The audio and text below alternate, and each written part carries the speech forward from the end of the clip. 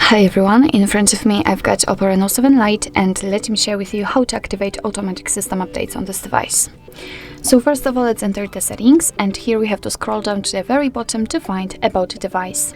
Now let's enter the version and keep tapping on the build number, because thanks to this we can activate the developer options.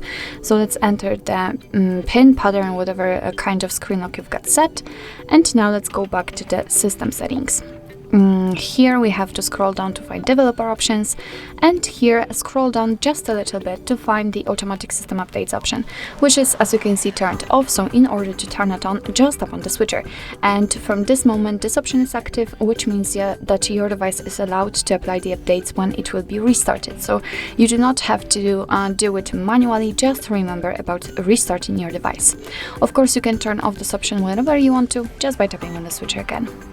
So actually this is it. This is how to allow the automatic system updates in your Oppo Reno 7 Lite. Thank you so much for watching. I hope that this video was helpful, and if it was, please hit the subscribe button and leave the thumbs up.